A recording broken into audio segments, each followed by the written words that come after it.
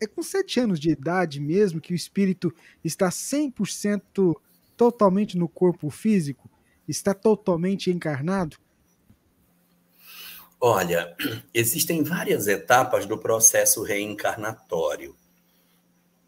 Se nós formos tomar a obra de Allan Kardec, ele vai dizer que a reencarnação inicia na concepção. Quando o espermatozoide e o óvulo eles se fundem na fecundação, que é um fenômeno biológico, espermatozoide e óvulo se fundem e formam o ovo, o zigoto. Na hora da chamada fecundação, ocorre a concepção, que é a vinculação do espírito a esse novo elemento. É quando começam as ligações materiais. Começam. E, segundo Kardec, essas ligações materiais, elas vão terminar no parto. Durante a gestação, o espírito vai se enraizando no corpo e vai promovendo o apagamento das suas memórias, até que, quando ele nasce, ele está plenamente conectado a esse corpo físico, do ponto de vista físico. A obra de André Luiz, no capítulo 11 da obra Missionários da Luz, tem uma colocação lá que diz que antes da reencarnação, os espíritos que vão reencarnar começam a trocar fluidos, abandonando fluidos do mundo espiritual para apropriar-se de fluidos do mundo corporal. Então, se eu fosse ser um pouco mais rigoroso, eu diria que a reencarnação inicia antes da concepção, porque já começando essa troca de fluidos, o espírito está no ensaio para fazer o seu processo reencarnatório. E terminaria, então, a reencarnação durante o parto.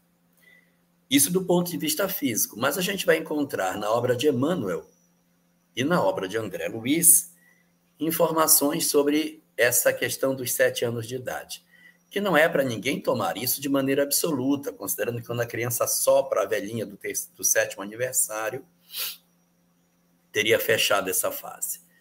Não é exatamente isso, mas por volta dos 7 anos, ocorre um fenômeno que é relevante no processo reencarnatório. Qual é? O espírito deixa de ter as lembranças do mundo espiritual.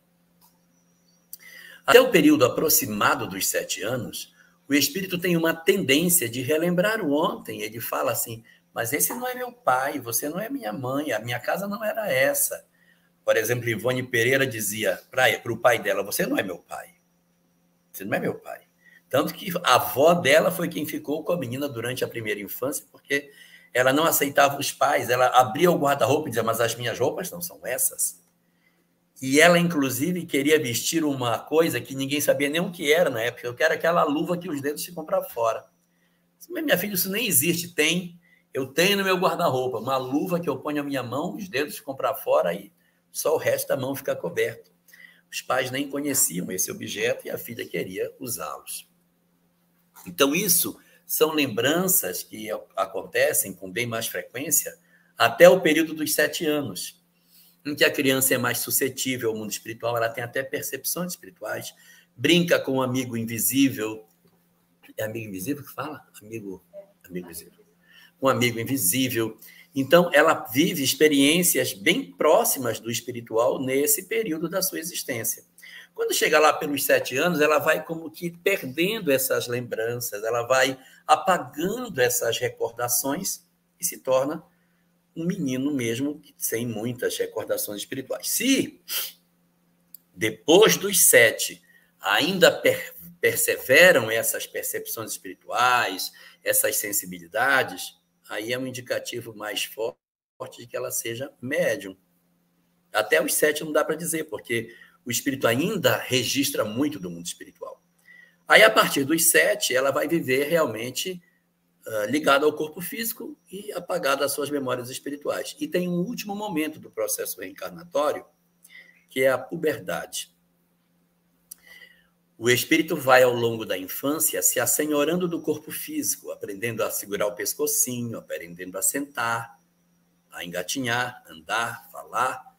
Depois vem coordenação motora grossa, coordenação motora fina, vem todo um conjunto de experimentações do espírito, em que ele vai desenvolvendo a inteligência, o raciocínio, e o espírito está tomando conta dos mecanismos do corpo, aprendendo onde fica a embreagem, freio, onde é que passa a marcha, ele vai aprendendo como que esse corpo funciona.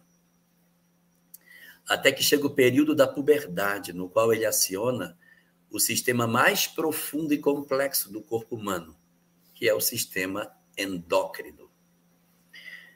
Quando o espírito atinge o domínio sobre a epífise, que controla a hipófise, que controla a tireoide e que controla as gônadas, que são os ovários e os testículos, inicia o processo das chamadas características secundárias sexuais, em que o menino vai deixar de ser garoto para ser um rapaz, e a menina vai deixar de ser, a moça vai deixar de ser uma menina para tornar-se agora uma moça. Essas mudanças significam, do ponto de vista espiritual, que o espírito alcançou a plena condição de despertamento no corpo. Quando inicia a puberdade, o espírito descobre-se plenamente desperto num corpo que muitas vezes ele não aceita como seu. Então você pergunta sobre a questão dos 7 anos, como se fosse o final dessa história. Não, o final da história é na puberdade. Por isso os conflitos tão comuns nessa idade, que são chamados de conflitos da adolescência, e que para a doutrina espírita são os processos de inaceitação do espírito que se sente aprisionado num corpo, numa família, em uma realidade social que muitas vezes ele não gostaria de ter.